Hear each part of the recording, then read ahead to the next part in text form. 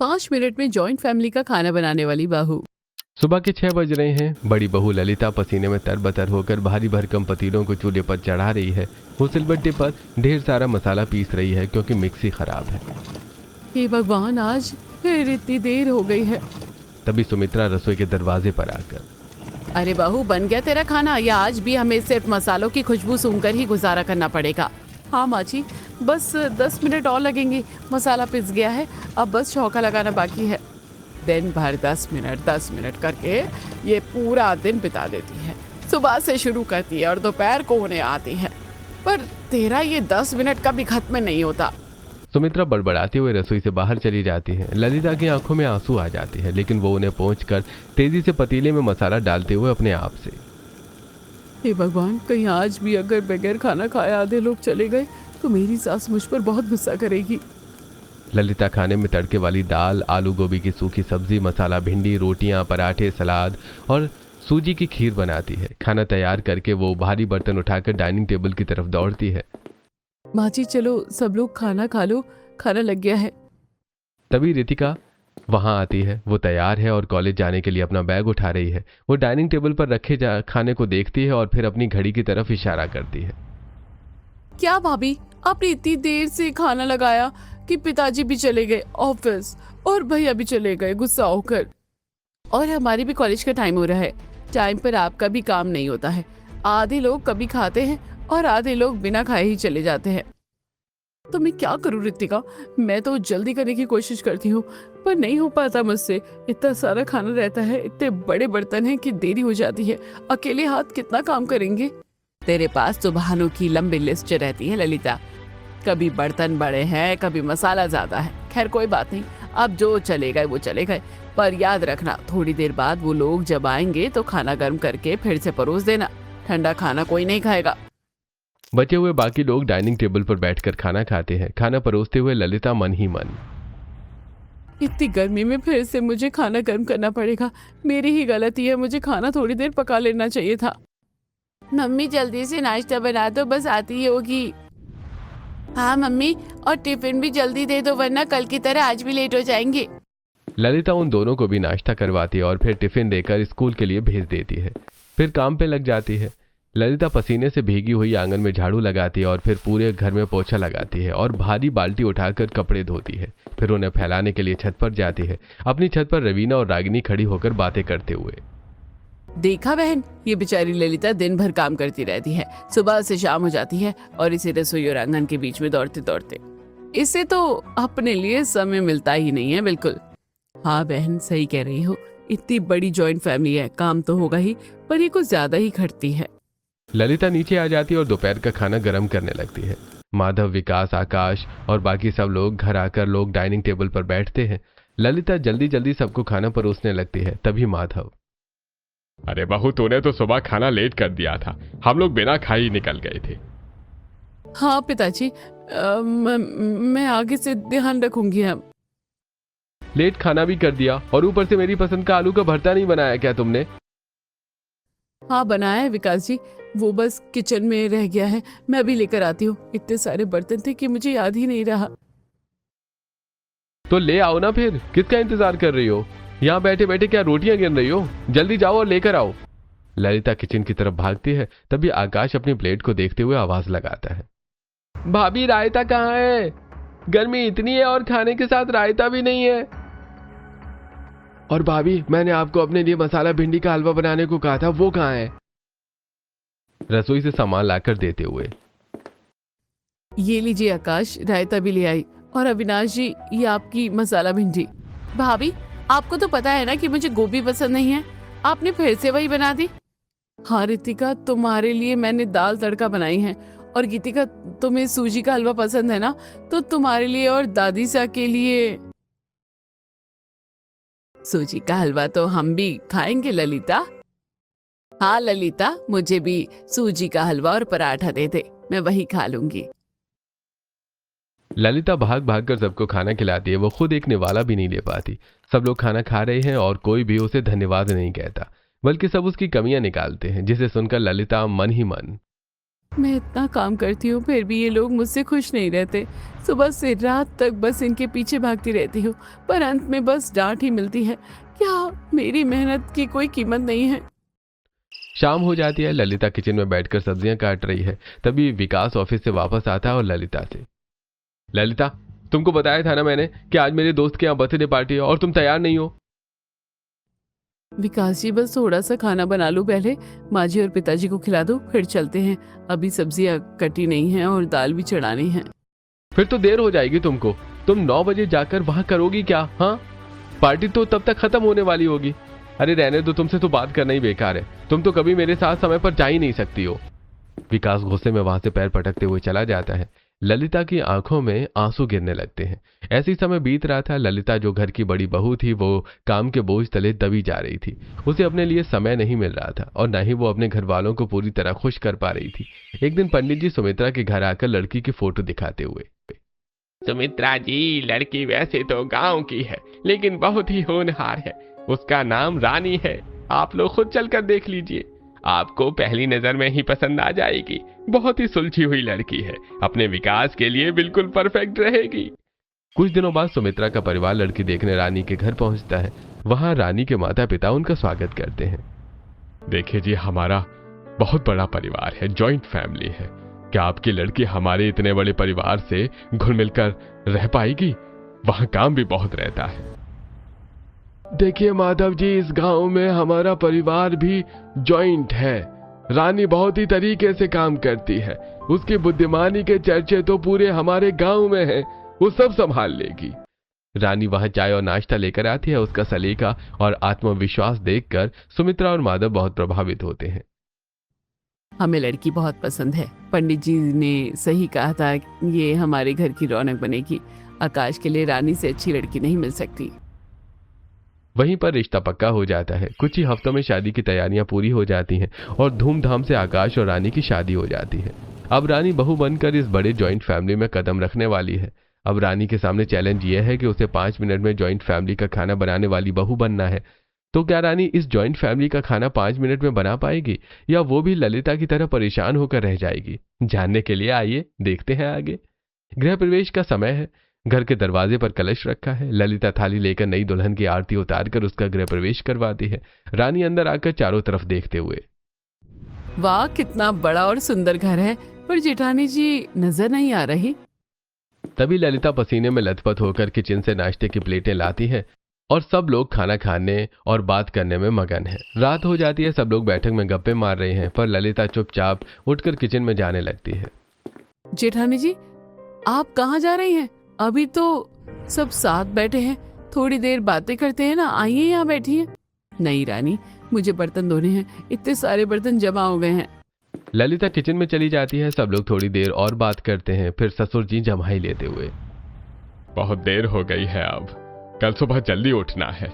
चलो सब अपने अपने कमरे में चलते हैं। रानी बेटा, तुम भी आराम करो। सब लोग अपने अपने कमरों में चले जाते हैं। ललिता किचन में बर्तनों के ढेर के बीच अकेले काम कर रही है। थोड़ी देर बाद वो थकी हारी अपने कमरे में पहुंचती है, जहां विकास उसका इंतजार कर रहा है।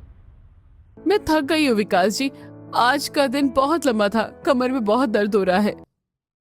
पता नहीं तुम क्या करती हो ललिता, पूरा दिन काम करती हो पर नतीजा कुछ नहीं दिखता। खाना बनाने में तुम पूरा दिन लगा देती हो। अरे थोड़ा दिमाग ही लगा लिया करो, जिससे काम जल्दी हो जाए। ललिता बिना कुछ कहे बिस्तर पर लेट जाती है और तुरंत सो जाती है। अगली सुबह घर में काफी हलचल है। रानी की मुंह दिखाई की रस्म होने वाली है।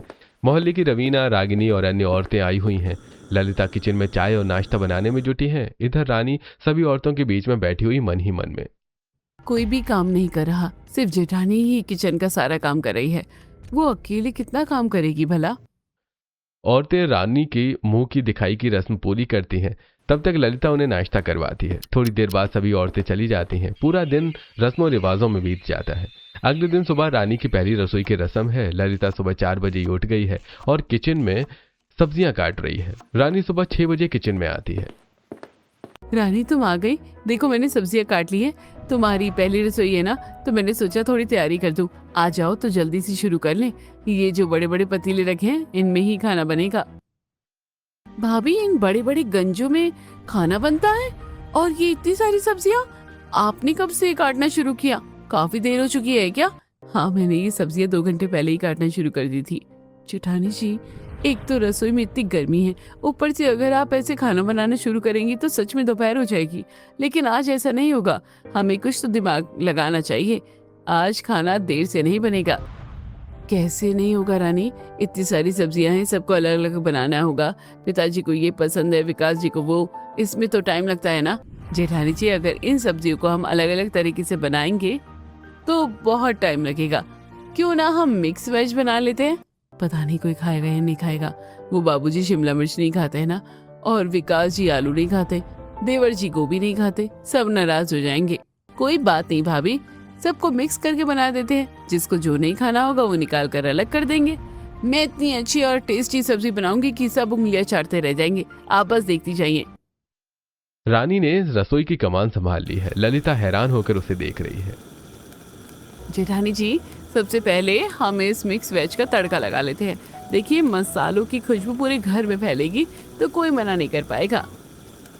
रानी से जल्दी से मिक्स वेज को तड़का देकर उसे पकाने के लिए चढ़ा देती है। फिर ललिता, रानी, सब्जियों का समय तो बचा, पर ये दाल और चावल इतने सारे लोगों के लिए अलग अलग पतीलों में बहुत देर हो जाएगी। जेठानी जी, बड़े डब्बे वाला कुकर है कि नहीं है घर में? हम दाल और चावल को डब्बे वाले कुकर में एक साथ बनाएंगे। इससे समय और गैस दोनों बचेंगे। डब्बे वाले कुकर में एक साथ? क्या दाल और चावल ठीक से पक जाएंगे? कहीं खराब हो गए तो माँ जी बहुत गुस्सा करेगी। मैंने तो कभी ऐसे नहीं बनाया। नहीं भाभी, दिक्कत नहीं होगी, बहुत अच्छे से बन जाएगा। फिर दाल को अलग से तड़का दे देंगे और चावल को भी जीरा फ्राई कर देंगे। बस 15-15 मिनट में सब तैयार हो जाएगा। रानी ने बड़ी चतुराई से कुकर चढ़ा दिया। अब बारी थी रोटियां की। ललिता हमेशा एक एक करके रोटी छोटी बेलती थी, जिसमें घंटों लग जाते थे। रानी ने अपना अलग ही तरीका निकाला।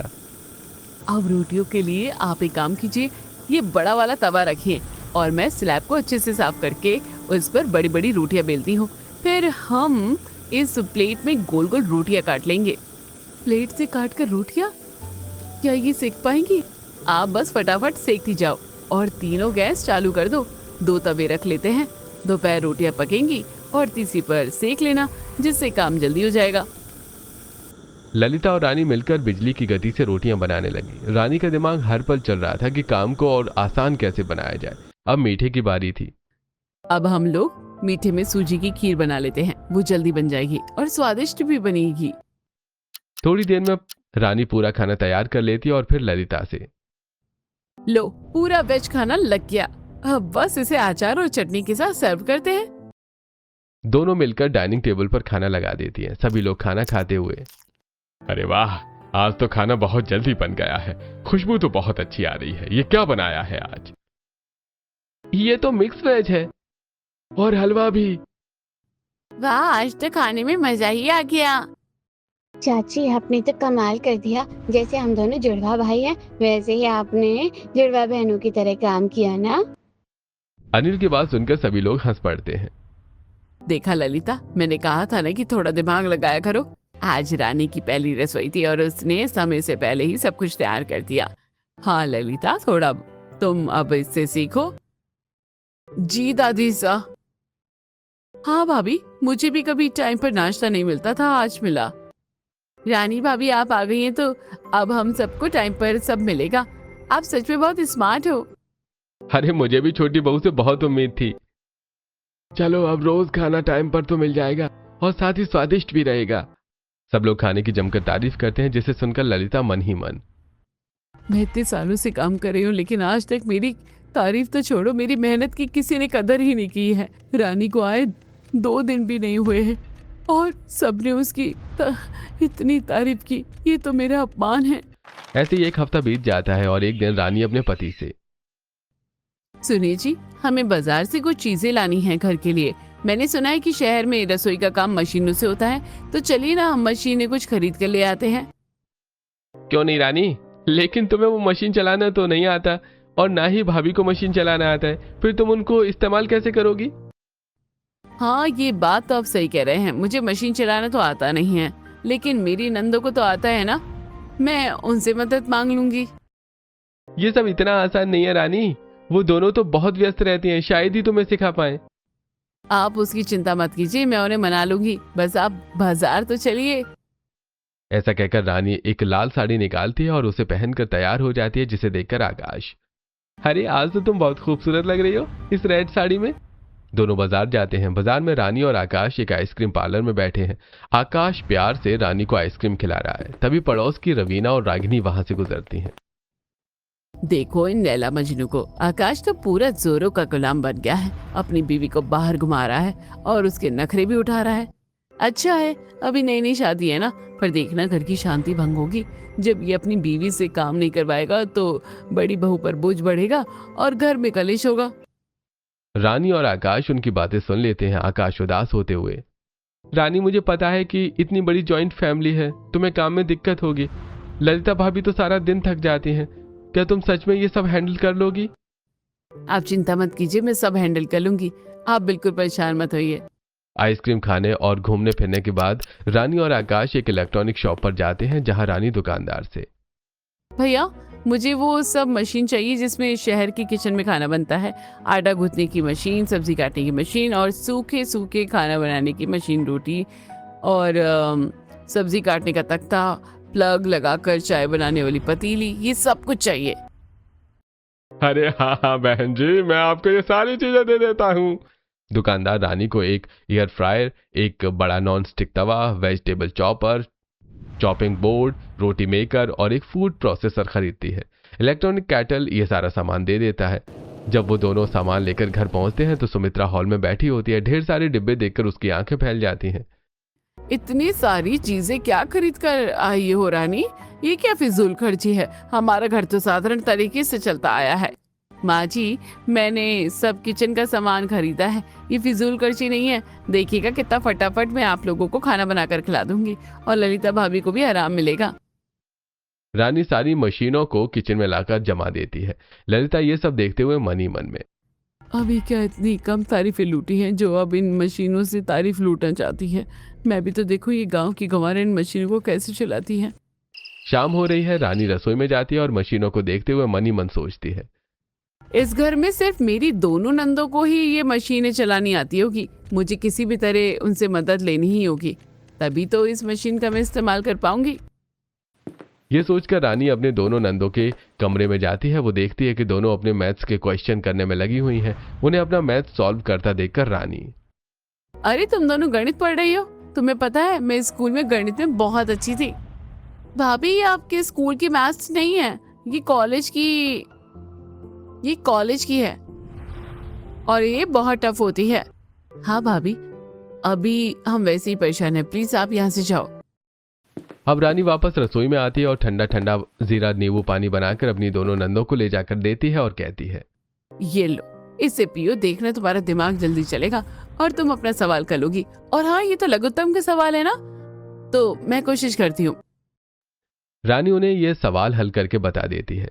दोनों नंदे नींबू पानी पीती हैं और अपना सवाल सॉल्व होता देखकर खुश होकर रानी से, अरे वाह भाभी आप तो कमाल हो, इतना टेस्टी नींबू पानी और ये सवाल भी हल कर दिया। भाभी आप हमारा कितना ख्याल रखती है, अगर आपको हमारी किसी मदद की जरूरत हो ना तो जरूर बताना। मुझे आपकी मदद की जरूरत तो है और आप दोनों ही मेरी मदद कर सकती हो। दरअसल अब रानी अपनी दोनों नंदों को अपनी समस्या बताती है। फिर गीतिका और रितिका रानी के साथ किचन में आती हैं और उन्हें सारी मशीन चलाना सिखाती हैं। भाभी ये चॉपर है, देखिए इसमें सब्जी डालिए और ऐसे हैंडल कीजिए, बस 10 मिनट में सारी सब्जी बारीक कट जाएगी। अरे वाह ये तो कमाल है, जो काम मैं आधे घंटे में करती थी वो अब पलक झपकते ही हो गया। और ये देखिए ये आटा मेकर है, इसमें आटा और पानी डालिए और घुमाइए, हाथ भी गंदे नहीं होंगे और आटा भी एकदम नरम गुज जाएगा। गीतिका और रितिका एक के बाद एक गैजेट्स का प्रदर्शन करती हैं। उसने एयर फ्रायर में चिप्स तलने के लिए रख दिए और कुछ रेडीमेड लहसुन अदरक के पेस्ट भी बना दिए। अरे वाह तुम दोनों ने तो मुझे सब कुछ सिखा दिया है, तुम्हारा बहुत बहुत शुक्रिया। अब तुम देखना मैं कैसे 5 मिनट वाली रसोई बनाती हूँ। सारी चीजें सिखाकर दोनों नंदे वहां से चली जाती हैं और रानी खाना बनाना शुरू करती है। सबसे पहले वो इलेक्ट्रॉनिक चॉपर में सारी सब्जियों को फटाफट काट लेती है। अब आटा मेकर में आटा और पानी डालकर आटा लगा लेती है। दाल और चावल कुकर के बड़े डिब्बे में चढ़ाती है और सब्जियों को तड़का देती है। फिर बड़ा तवा रखकर रोटी मेकर पर रोटी बेलती है और जल्दी जल्दी इतना पेपर से एक एक कर उतार लेती है। इसी तरह वो चॉपिंग बोर्ड पर प्याज, टमाटर और खीरा काट कर सलाद बना देती है। तभी ललिता किचन में आकर ये सब देखते हुए, इसने तो 5 मिनट में ही सारा खाना बनाकर तैयार कर दिया है। ये तो जादू जैसा लग रहा है। आओ आओ जेठानी जी, देखो अगर हम दिमाग का सही इस्तेमाल करें ना तो मेहनत कम और काम ज्यादा हो सकता है। देखो 5 मिनट में ही मैंने सारा खाना तैयार कर दिया है।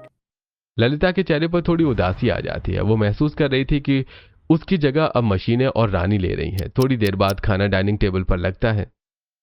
आज तो खाना फिर से समय पर मिल गया। खाना खाकर हम अब आराम से बैठकर टीवी देखेंगे और फिर चैन की नींद सोएंगे। जॉइंट फैमिली में ऐसा अनुशासन हो तो क्या बात है। घर के बाकी सदस्य, चाचा जी, दादी सा और छोटे बच्चे भी खाने की मेज पर मौजूद हैं। सब रानी की तारीफों के पुल बांध रहे हैं। रानी बहू, तुमने तो घर का नक्शा ही बदल दिया। खाना इतना स्वादिष्ट और वो भी इतनी जल्दी। वाकई तुम बहुत समझदार हो। देखा ललिता, टेक्नोलॉजी यूज करना भी एक कला है। तेरे पास तो बिल्कुल दिमाग नहीं है। देख छोटी बहू को कैसे अपना दिमाग इस्तेमाल करती है। छोटी से कुछ सीख ले। ललिता का दिल टूट जाता है। वो चुपचाप अपनी प्लेट में खाना डालती है और उसे स्वाद नहीं आता। वो मन ही मन सोचने लगती है, मैं इतने दिनों से इतना काम कर रही हूँ। सुबह 4 बजे उठती हूँ पर मेरी कोई तारीफ नहीं करता। और रानी ने बस कुछ मशीनें क्या ले आई, सब उसके दीवाने हो गए हैं। अगले दिन सुबह ललिता रसोई में आती है। वो बहुत उदास है। रानी वहां पहले से ही मौजूद है और कुछ तैयारी कर रही है। आइए जेठानी जी, चलिए जल्दी खाना बना लेते हैं। मैंने तैयारी रात में ही कर ली थी। आटा लगाकर फ्रिज में रख लिया था और सब्जियां भी काट ली थी। तभी तो 5 मिनट में खाना बनेगा। अपने आप को बहुत होशियार समझती है। काम सारा मैं करवाती हूँ और तारीफ इसकी होती है। अब आज तो मैं इसकी मदद नहीं करूंगी। देखती हूँ अकेले कैसे 5 मिनट में खाना बनाती है। रानी, आज मेरे सिर में बहुत तेज दर्द है। मैं थोड़ा ऊपर का काम देख लूंगी, है ना। तुम आज अकेले रसोई संभाल लो। कोई बात नहीं जेठानी जी, आप आराम कीजिए, मैं सब संभाल लूंगी। ललिता किचन से बाहर चली जाती है और रानी मशीनों का इस्तेमाल करके जल्दी जल्दी खाना बनाने लगती है। थोड़ी देर बाद सुमित्रा किचन में आकर, बहू खाना कब तक तैयार हो जाएगा? सब लोग ऑफिस जाने के लिए तैयार हो रहे हैं। मुझे बस 5 मिनट दीजिए, मैं अभी खाना तैयार कर देती हूँ। बस रोटियां सेकना बाकी है। रानी बिजली की फुर्ती से काम करती है। एक तरफ इंडक्शन पर हलवा बन रहा है, दूसरी तरफ गैस पर दाल और सब्जी। उसने फ्रिज से गुथा हुआ आटा निकाला और स्लैब पर बड़ी रोटी बेलते हुए, इस बार तेल लगाकर पराठे जैसा बना दूंगी। एक के ऊपर एक फटाफट रखकर सिक जाएंगी। सचमुच 5-7 मिनट में खाना मेज पर लग जाता है। सब लोग फिर से रानी की तारीफ करने लगते हैं। ललिता ये सब देखकर एक बार फिर से जल जाती है। इसने तो मेरे बिना भी इतनी जल्दी काम कर लिया। ये तो मुझसे भी ज्यादा तेज निकली। अब मुझे इसे सबक सिखाना ही होगा, वरना इस घर में मेरी कोई पूछ नहीं होगी। शाम को पड़ोसन रवीना घर आकर सबको निमंत्रण देते हुए, सुमित्रा जी, आज हमारे यहाँ छोटी सी पार्टी है। आप सब सहपरिवार आमंत्रित है। बहू को भी लेकर आइएगा। रवीना के जाने के बाद रानी ललिता से, भाभी तैयार हो जाइए, आज पार्टी में चलेंगे। काम तो जल्दी खत्म हो ही गया है, अब थोड़ा बाहर घूम कर आते हैं। ललिता पहले तो मना करती है, फिर रानी के जोर देने पर तैयार हो जाती है। सभी लोग पार्टी में पहुंचते हैं। पार्टी में रवीना और रागिनी ललिता को देखकर ताना मारते हुए, अरे आज तो बड़ी बहू भी आ गई है, वरना ये तो बस किचन की शोभा बढ़ाती रहती थी। क्या बात है ललिता, आज छुट्टी मिल गई? क्यों, बड़ी बहू क्यों नहीं आ सकती? अब हम दोनों हैं ना, तो काम चुटकियों में हो जाता है। भाभी को पूरा समय मिलता है अपने लिए।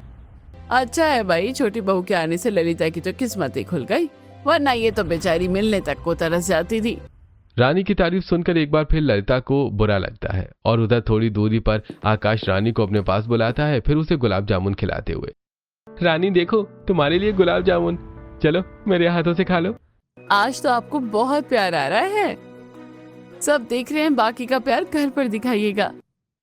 सभी लोग पार्टी में एंजॉय करते हैं। रात को सभी घर आ जाते हैं अपने कमरे में। आकाश रानी से, क्या बात है रानी, आज तुम्हें नींद नहीं आ रही है?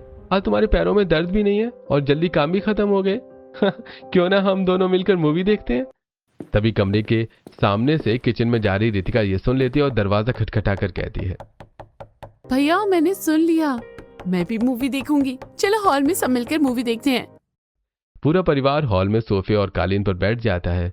बड़े पर्दे पर फिल्म शुरू होती है। फिल्म के बीच में ही सुमित्रा रानी से, रानी तू है तो कोई चिंता नहीं, वरना बड़ी बहू तो हमेशा काम करो ना रोती रहती थी। आज पहली बार हम साथ में बैठकर मूवी देख रहे हैं। ललिता को यह सब सुनकर बहुत बुरा लगता है। वो मन ही मन, इसने बहुत तारीफ बटोली है, अब मैं इसका काम बिगाड़ूंगी। अगले दिन ललिता सुबह 4 बजे ही उठकर रसोई में जाती है। पूरा घर गहरी नींद में सो रहा है। बहुत बन रही है ना स्मार्ट बहू, सारा काम मशीनों पर छोड़ दिया है। कल जब ये मशीनें ही नहीं चलेगी तब देखूंगी कि ये 5 मिनट में खाना कैसे बनाती है। कल जब इसकी डांट पड़ेगी तब इसे असलियत समझ आएगी। ललिता सबसे पहले आटा मेकर उठाती है और उसमें ढेर सारा सूखा आटा और जरूरत से ज्यादा पानी डाल देती है। वो उसे चला देती है जिससे आटा अंदर बुरी तरह से चिपक जाता है और ब्लेड फंस जाते हैं। लो, अब गूंथती रहना इसमें आटा। अब गैस के बटन भी छुपा देती हूँ और इंडक्शन का तार, इसे यहाँ तो थोड़ा काट देती हूँ ताकि करंट ना लग पाए। फिर वो इधर उधर हाथ मारती है और अंत में उसे बड़े तवे को ढूंढ लेती है जिससे रानी रोटियां बनाती थी। वो उसे एक पुराने डिब्बे के पीछे छिपा देती है। अपना काम पूरा करके वो चुपचाप वापस अपने कमरे में लाकर लेट जाती है। अगली सुबह रानी हमेशा की तरह मुस्कुराती हुई रसोई में आती है और ललिता को वहां पहले से खड़ा पाती है। अरे गुड मॉर्निंग जेठानी जी, आज आप इतनी जल्दी? लाइए मैं जल्दी से आटा गूंथ लेती हूँ, फिर हम दोनों मिलकर नाश्ता बना लेंगे। हाँ रानी, मैं तो बस ये देख रही थी कि आटा मेकर शायद खराब हो गया है। मैं इसमें आटा गूंथने की कोशिश कर रही थी पर ये चल ही नहीं रहा। कहीं तुमसे तो नहीं टूट गया? खराब हो गया? कल रात तक तो बिल्कुल ठीक था। अरे ये तो पूरा अंदर से जाम है। इसमें इतना सारा पानी किसने डाल दिया? मुझे क्या पता, मैं तो बस तुम्हारी मदद करने आई थी। अब ये तो चलेगा नहीं। और देखो इंडक्शन भी चालू नहीं हो रहा। अब तो तुम्हें घंटों लगेंगे हाथ से आटा गूंथने में और पतीलों में खाना बनाने में। रानी ध्यान से रसोई का मुआयना करती है। उसे कुछ अजीब लगता है। वो समझ जाती है कि ये कोई इत्तेफाक नहीं है। वो ललिता की आंखों में देखती है जो कुछ छुपाने की कोशिश कर रही है। तो ये बात है जेठानी जी, ये जलन में सब किया गया है। उन्हें लगता है कि मैं हार मान जाऊंगी, लेकिन वो नहीं जानती कि स्मार्टनेस भी दिमाग से होती है। रानी शांत रहती है। वो बिना किसी शिकायत के हाथ से आटा गूंथना शुरू करती है। चीजें बिगड़ने की वजह से नाश्ते में थोड़ी देर हो जाती है। तभी सुमित्रा रसोई में आती है। रानी, आजकल देरी क्यों हो रही है? सब लोग डाइनिंग टेबल पर इंतजार कर रहे हैं। क्या आज तुम्हारी ये टेक्नोलॉजी फेल हो गई है? नहीं माँ जी, बस कुछ मशीनें अचानक खराब हो गई थी और गैस में भी कुछ दिक्कत आ गई थी। आप चिंता मत कीजिए, मैं सब सही कर लूंगी, बस थोड़ा समय लगेगा। जैसे तैसे रानी नाश्ता तैयार करती है और मेज पर लगाती है। सब लोग थोड़े नाखुश हैं क्योंकि उन्हें इंतजार करना पड़ा। आज तो तुमने बहुत लेट कर दिया रानी, हमें ऑफिस के लिए निकलना था। क्या हुआ, आज 5 मिनट वाला जादू खत्म हो गया है क्या? माफी चाहती हूँ भैया, कुछ चीजें मेरे नियंत्रण से बाहर हो गई थी। आज थोड़ा दिक्कत हुई है, पर आपको अब शिकायत का मौका नहीं मिलेगा। मैं सब ठीक कर दूंगी।